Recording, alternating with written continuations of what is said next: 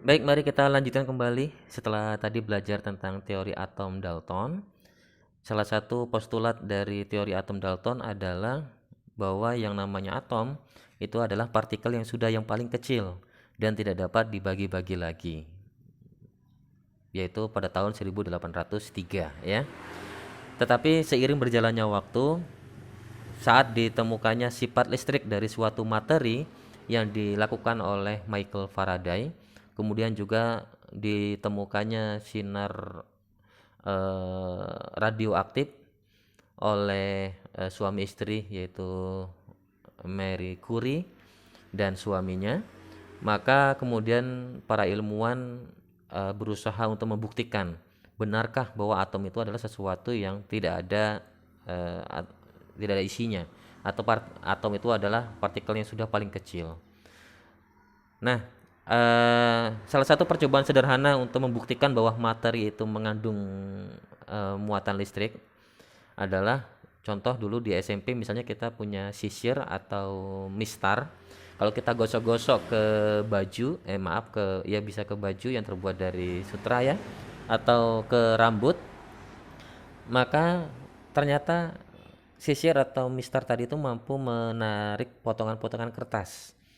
Nah, sisir atau mistar tadi adalah contoh materi yang ada di sekitar kita, dan karena dia ternyata bisa menarik kertas-kertas tadi, potongan kertas tadi, berarti diasumsikan sisir atau mistar tadi itu mengandung muatan listrik. Nah, kalau seandainya atom yang menjadi bagian penyusun suatu materi itu tidak mengandung partikel lain, tentunya sisir atau mistar tadi tidak sanggup, tidak, atau tidak bisa menarik potongan-potongan kertas. Maka dari itu, maka kemudian muncullah penelitian-penelitian selanjutnya. Yang pertama diawali dari penelitian yang dilakukan oleh Carl Ferdinand Braun melalui tabung sinar katoda. Gambarnya seperti yang ada berikut ini. Oke, ini ya.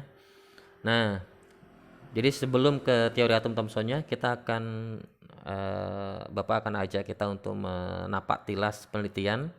Yang pertama, penelitian yang dikenal dengan istilah tabung sinar katoda yang tadi dilakukan oleh Carl Ferdinand Braun ya. Braun. Pada tahun sekitar 1800-an juga masih ya. Nah, jadi di sini Carl Ferdinand Braun membuat sebuah tabung hampa udara yang terbuat dari kaca, kemudian dialiri arus listrik tegangan tinggi, dihubungkan ini sisi kiri dan sisi kanan.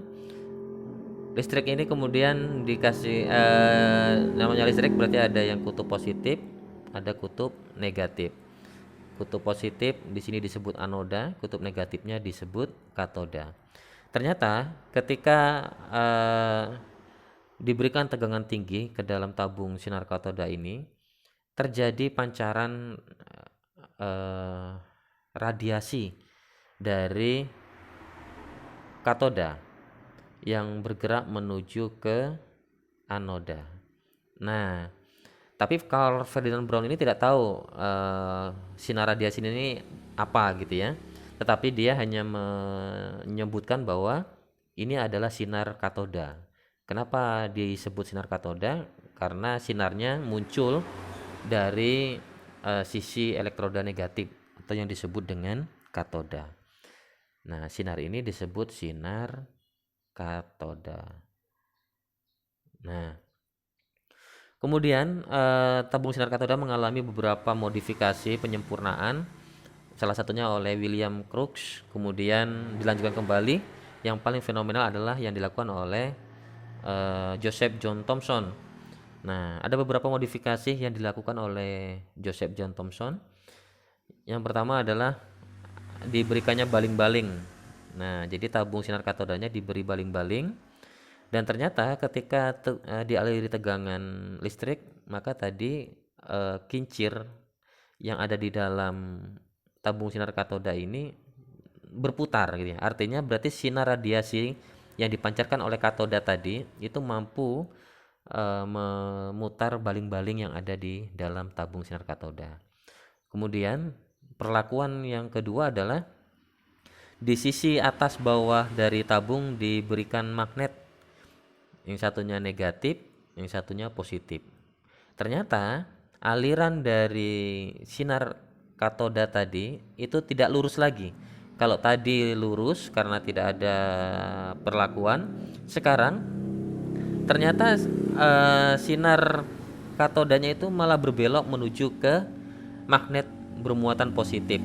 Nah, sesuai hukum fisika yang namanya magnet atau kelistrikan itu, kalau dia berbeda muatan maka dia akan tarik menarik gitu ya. Nah, sinar katoda ini tertarik oleh magnet yang bermuatan positif.